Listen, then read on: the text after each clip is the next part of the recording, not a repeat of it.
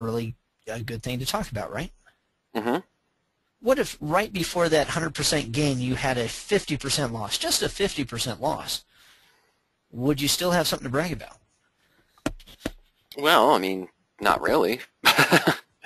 Yeah, because you'd be in the same place you started. That's right. See, losing 50% means half of your account is gone. And making 100% means you double your money. So if you lose half your account and then double your money, you're back where you started, minus commissions. Mm-hmm. Okay, so there's nothing to brag about.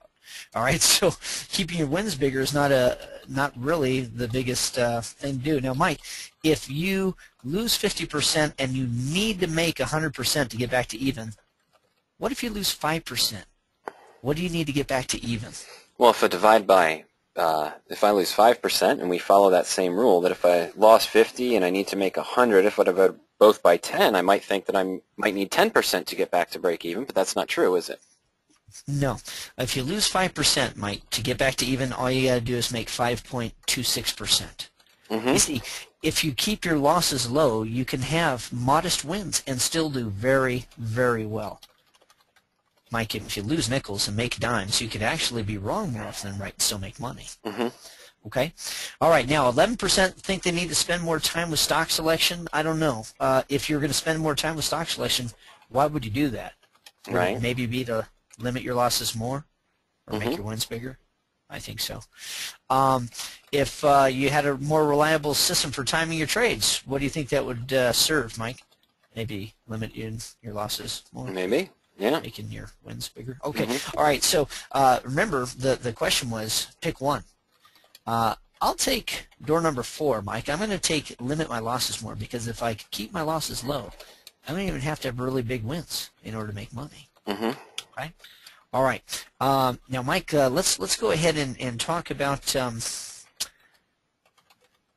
just before that. Let's run one more poll, okay? And the reason that we're running this poll is, and this whole presentation isn't going to be about polls, guys. All right. But again, these polls are instructive. We're teaching by way of the polls, by way of asking questions. This is the Socratic method. Socrates used to ask questions of his pupils and let them come to their own conclusions, because he believed that wisdom was within, and that he was going to be able to draw that out. Mm-hmm. Okay. If you could keep your wins from last year, and your losses were pared down to 6% instead of whatever they were, would that have changed your answer? And now, Mike, the answer to this question is very important. But more important than the answer to this question is, what will we answer a year from today? A year from today, are we going to use the insight between now and 12 months from now? Are we going to use the insight that we just received and actually apply it to our trading? Or are we going to be lured by the prospect of huge gains and take bigger risks than we should? Okay? Mm-hmm. Mike, let me share the results of that poll. Okay? Out of everybody that participated, 81% said that they would have been happy with their trading results. Is 81% better than 28? Yes, it is. It's 3 times as much. Okay. Yeah. With the 19% would have said no, but been closer to yes. I'm going to venture to say that they might be further ahead than where they are, right? Mm-hmm. Yeah, because they say they'd be closer to yes, okay? And nobody that answered anyway, nobody would have still said no or mixed emotions. And if you didn't vote, it's your fault. But listen, we've got 81% would have been happy with their trading results last year had they only applied this one thing. Let's show how to apply that, Mike. Okay. Shall we?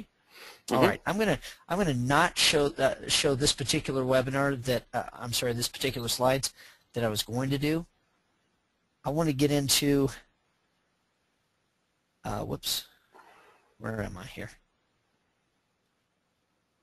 I want to show the how-to, okay? Mm-hmm.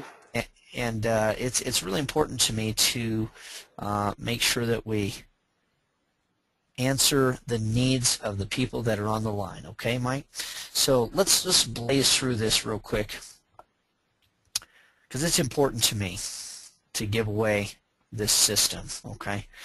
Mike, here's how to keep our losses, our possible losses, down to a very small amount. Okay. And what we've got here, this is what I call a radioactive profit machine. It's a setup where we buy shares of stock, but then we also go in the money and out in time with our put option. Out of the total invested, we're guaranteed to get most of it back, okay? And this number, 590, divided by this number, 7090, is the amount that we have at risk. So we only have nickels at risk, right? That's right. We're only risking nickels on the position. Right, and if the stock goes up, then we make dimes, okay? And that's really the deal. Because the problem is that we just don't know the future.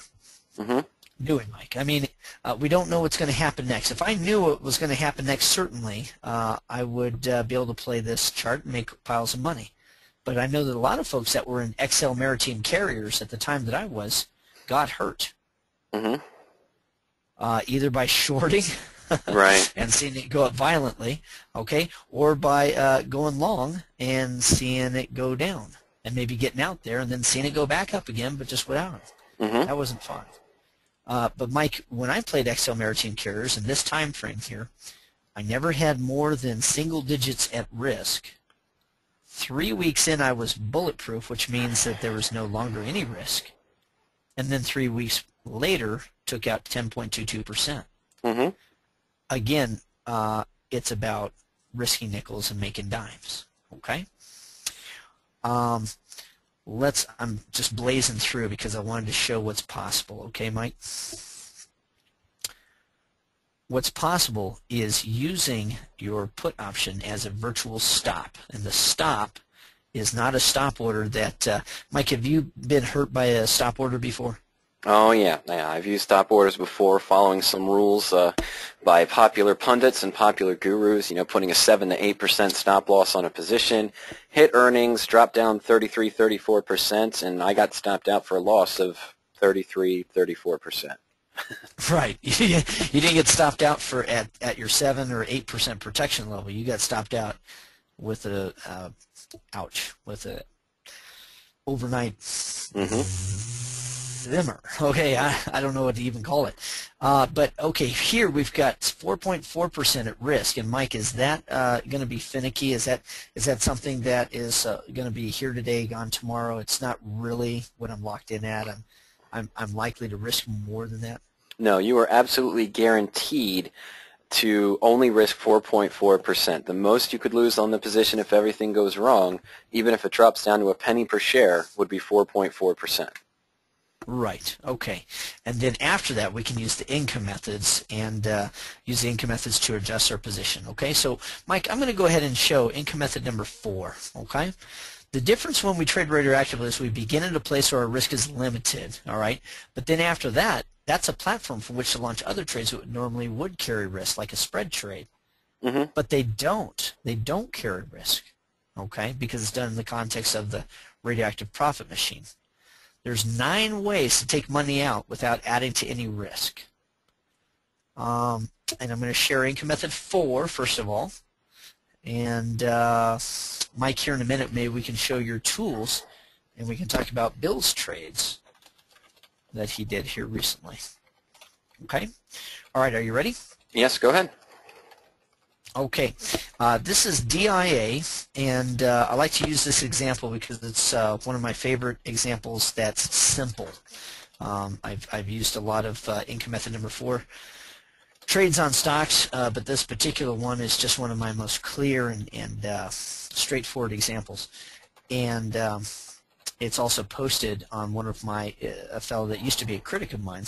It's posted on his website. I put it on there real time when I enter the position. And now that critic is kind of a partner. DIA shares at 115. I also picked up the 4 months out, the $119 put option for $5. So Mike, my total invested amount is 120, and I'm insured at 119. So what's my at-risk amount? Well, it's only $1, Kurt. Okay, now coincidentally, not coincidentally, but as a matter of course, this amount, this dollar amount here that's at risk is equal to the time value portion of that put option's pricing. Okay, for example, this put is how far in the money. If it's a $119 put and the stock is trading at 115, how